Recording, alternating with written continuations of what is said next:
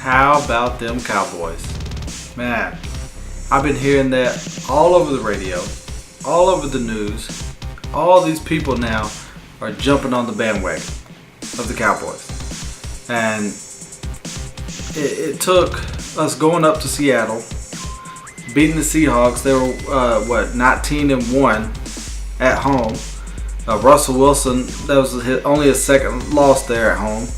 And it took that to finally get people to recognize that the Cowboys are for real.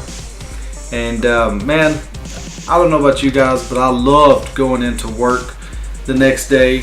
My chest held high, my head up, and just looking at everybody. All them Cowboy haters who were laughing the days before, week before, already counting the Cowboys out of this game. And man, they go down there and they get the win.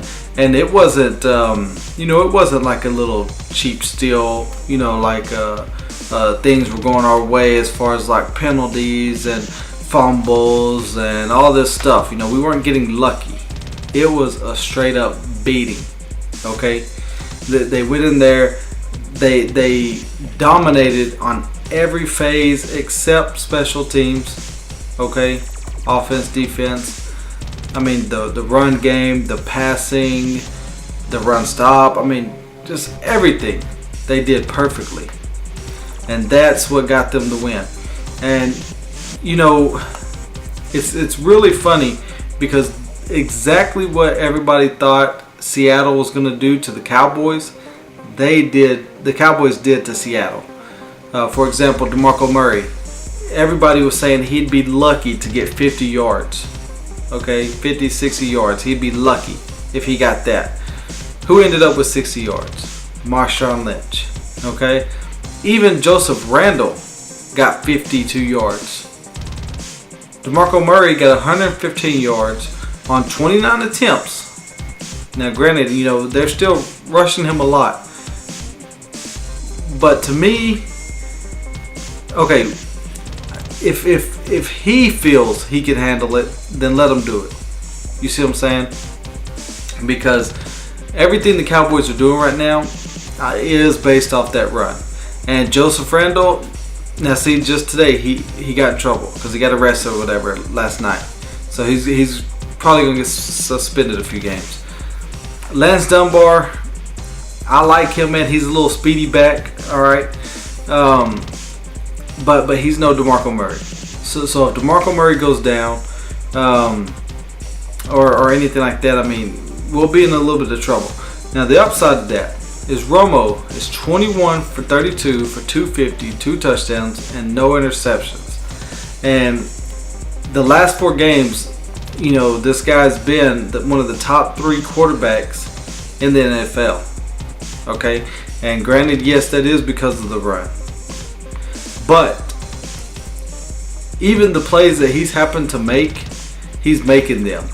And that has nothing to do with the run. When they know you're going to be passing. Alright? When they're not stacking the box. So they know it's going to be a pass. So he's making the plays. He's making the right decisions. His receivers are getting open. So I still would feel comfortable. I mean, he's still passing 32 attempts. So I'm still feeling comfortable about that. I'm feeling like he's grown a lot this year. Granted, that might have to do with his back and things like that. But he's definitely grown a lot. He seems to be just understanding, the concept of being a quarterback, of being an elite quarterback, is that you have to take care of the ball. You see what I'm saying? And you have to make the smart decisions. He has Dez Bryant, which is getting a lot of coverage, which is opening up Terrence Williams, which is opening up Jason Witten, Gavin Escobar, the running backs in the backfield. So they're getting, just all around, just, man, an amazing, amazing team so far this year. And, everybody was saying that it was a fluke, that they're winning 2-3 in a row, things like that. But after this game, man, they showed me that they're for real. They showed me. And they showed everybody that it's not just a 1 or 2 game thing. Because in the past, that's exactly what would happen. They would win 1, 2, 3 maybe in a row. Hit the fourth game, no matter who it was, boom, they're done. It'd be a horrible outing. Even this game, they get behind 10-0. Okay, all the momentum's with Seattle at home after the block punt. And what do? They come down and answer with a 9-play drive for 80 yards. Alright? And then second quarter, dominated.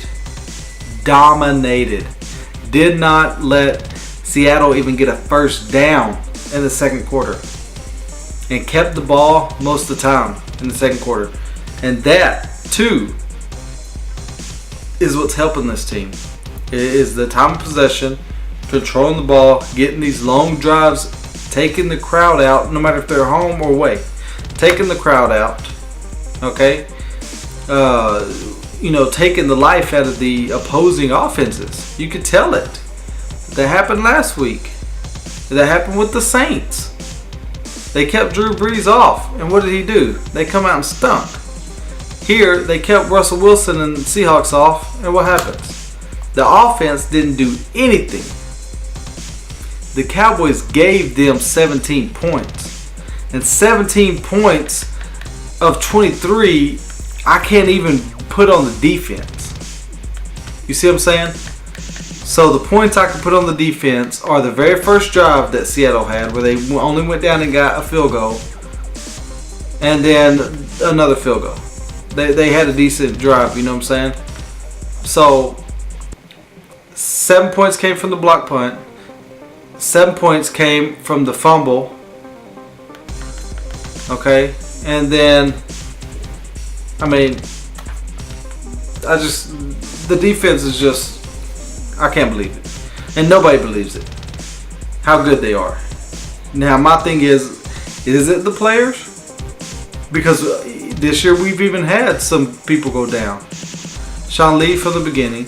We've had, what's his name? Rolando McClain go down. So we got our first round draft pick is still out. So when he comes back, it's just going to get better. Rolando McClain's going to be better. He's getting healthier. You know what I'm saying? And this last game, I didn't see him as active as he has been in the past, but he came up big when it needed, and that was on the final drive when he got the interception. That's what matters. And man, let me give you a few stats here. First downs, Cowboys 23, Seahawks 9. All right, third down efficiency, and this is big time. Big time. 10 of 17, 58%. And the Seahawks were only 5 for 13, 38% on third down, and that is critical. Big time. The next thing is the penalties, which is odd for the Cowboys. In the past years, they get tons, leading the league in penalties for the past few years. Today, or Sunday, 6 for only 46 yards, and the Seahawks 9 for 58 yards.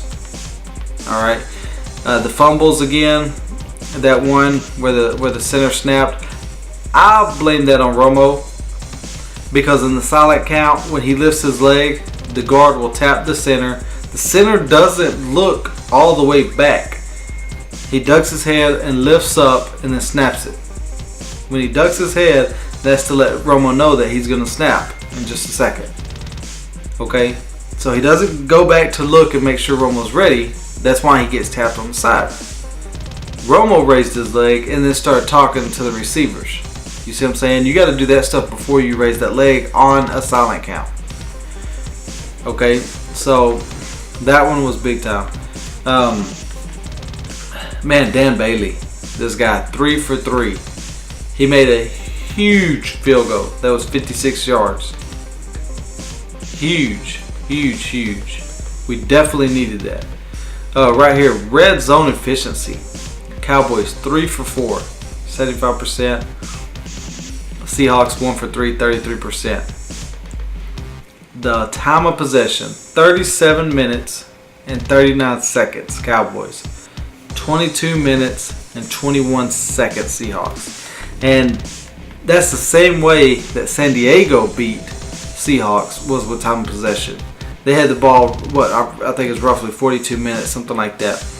Okay, so that's the key to beating them. You don't want to keep giving them chances. You see what I'm saying? Because they'll come back for sure. But definitely, man, it was a huge win that we needed. Big confidence booster for the team and for the fans.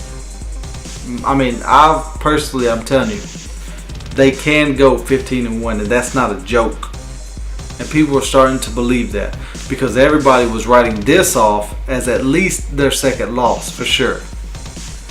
It was a lock that this was going to be a loss.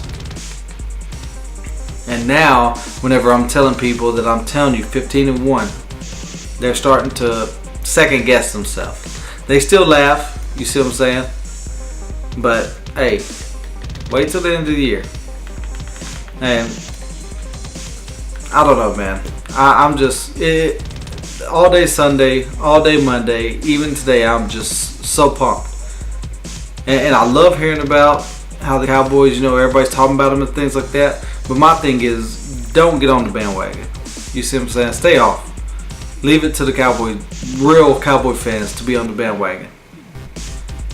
That's one thing, man, that I don't like. You don't jump on the bandwagon now because we beat the champs. And so we're going for it, man. Next week we got the Giants. They definitely, I actually picked them to beat Philadelphia, and they freaking didn't even score a dang point. So they look horrible. You see what I'm saying? I'm locking that up as a win. And the thing is, in the past, with this kind of game coming up against the Giants, who are coming off a sorry game, in the past the Cowboys will go and get beat by them. But this year, man, they're being more consistent. They are sticking to the run. They're doing everything right. And I see them doing that every single game. And if they do that every single game, they will win out, Super Bowl and all.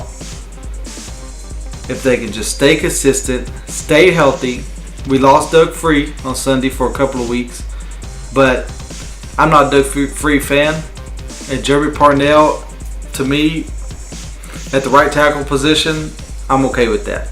Left tackle Tyron Smith, oh man, I'd be devastated.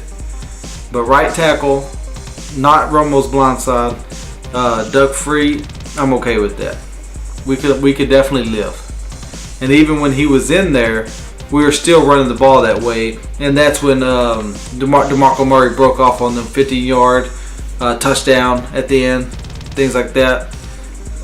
So definitely, man, exciting years. Have not been able to be this excited and be this happy and have this record 5-1 in years. So I'm totally pumped, ready for next week, and ready to just keep racking up the wins, man. Anyway, you guys continue to like and subscribe, and I will definitely be back for my quick picks later this week. I'm also going to make another video kind of recapping the year of the Cowboys and then predicting their games coming up in the future and telling you why I think they're going to go 15-1. Alright? Well, you guys stay tuned, and I appreciate all the support. See ya.